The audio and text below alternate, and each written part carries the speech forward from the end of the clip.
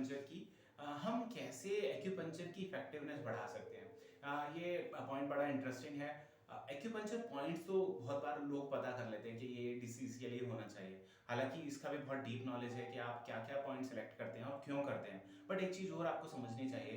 मान लीजिए आपके पास पेशेंट्स हैं, आप उसको एक्यूपंक्चर देते हैं, जो इफेक्ट होता है सेम अगर कोई दूसरा पर्सन उसको एक्यूपंक्चर देता है और उन्हीं पॉइंट्स पे देता है, तब भी उसका इफेक्ट अलग होगा।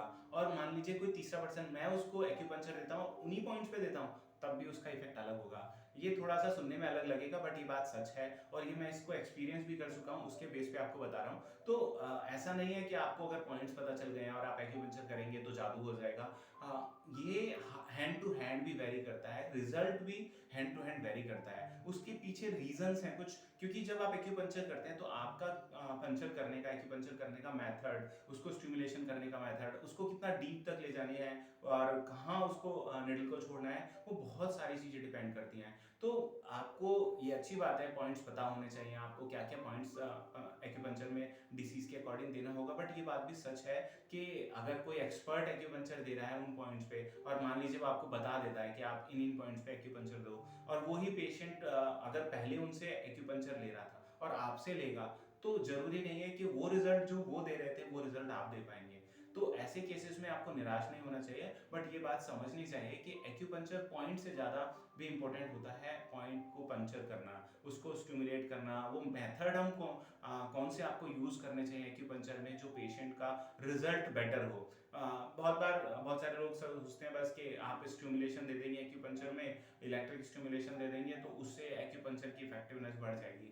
वो बात है, बट उससे भी जो ज्यादा इफेक्टिवनेस बढ़ती है वो पंक्चर करने वाले के ऊपर डिपेंड करती है। दूसरा, इसके पीछे एक लॉजिक ये भी है कि हमारी इंटेंशन भी काम करती है। आप जो एक्यूपंक्चर पॉइंट दे रहे हैं वो क्या सोच के दे रहे हैं, आपने वो पॉइंट क्यों सेलेक्ट किया है, उसका भी इंपैक्ट पड़ता है। आप ऐसे ही किसी ने बता दिया या आपने कहीं से पढ़ लिया और आप उसको एक्यूपंक्चर दे रहे हैं, बट उसका इफेक्ट, और आपने सोचा कि इस पेशेंट को डिसीज है, इसकी ये एनर्जी डिस्टर्ब है और इसके अकॉर्डिंग ये एक्यूपंक्चर पॉइंट देना चाहिए, जब आप तब एक्यूपंक्चर करते हैं तब का रिजल्ट बहुत डिफरेंट आता है। तो ये चीजें समझनी चाहिए कि आपको अच्छे से पहले पेशेंट्स को डायग्नोज करना आना चाहिए कि आपने उस पेशेंट को कौन से पॉइंट्स देने हैं और वो क्यों देने हैं। जितना आपके माइंड में वो लॉजिक क्लियर होगा, उसका आपको पूरा अच्छे से नॉलेज होगा, तो उससे भी एक्यूपंक्चर की इफेक्टिवनेस बढ़ जाती है। चाहे आप पॉइंट्स सेम ही दे रहे हो, चाहे पॉइंट सेम ही दे रहे हो, बट जब आपको पता होगा तब वो इफेक्ट अलग होगा।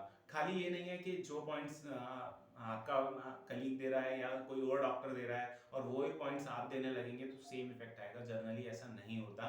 बहुत बार ये भी होता है कि जब बॉडी में जैसे जैसे बॉडी इंप्रूव करती है, जब आप ट्रीटमेंट देना शुरू करते हैं, तब हमें एक्यूपंक्चर के पॉइंट्स भी चेंज करने होते हैं। सेम पॉइंट्स ही हमेशा नहीं दिए जाते हैं, बहुत सारे पॉइंट्स हटाने होते हैं, बहुत सारे पॉइंट्स जोड़ने होते हैं। इसमें ये भी जरूरी नहीं है कि आप एक्यूपंक्चर कर रहे हैं और आपने मान लीजिए पहले 20 पॉइंट दे रहे थे और 20 पॉइंट ही देते जा रहे हैं, उनमें से हो सकता है 4-5 पॉइंट्स की जरूरत नहीं है, फिर भी आप उसको दे रहे हैं, तो उसका भी एक नेगेटिव इंपैक्ट पड़ता है, बहुत ज्यादा पॉजिटिव इंपैक्ट नहीं पड़ता।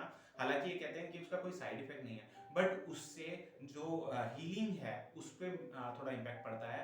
वो जो हीलिंग फास्ट होनी चाहिए वो थोड़ी स्लो हो जाती है। उसके पीछे रीजन है कि आपको जैसे एक चीज है, आपके पास घर है, आप उस घर में आपके आपके हीटर भी लगा हुआ है, आपके एसी भी लगा हुआ है, बट आप सिचुएशन के अकॉर्डिंग सोचते हैं ना कि इस टाइम गर्मी हो रही है तो आपको एसी चलाना चाहिए, इस टाइम सर्दी हो रही है तो हमें हीटर चलाना चाहिए। आप दोनों बटन अगर दबा देंगे तो क्या होगा, बहुत अच्छा रिजल्ट नहीं आएगा। एक तरफ तो कूलिंग हो रही है, एक तरफ से गर्मी आ रही है। वो इसीलिए बहुत बार होता है पेशेंट एक्यूपंक्चर करा के भी उसको रिजल्ट नहीं मिलता।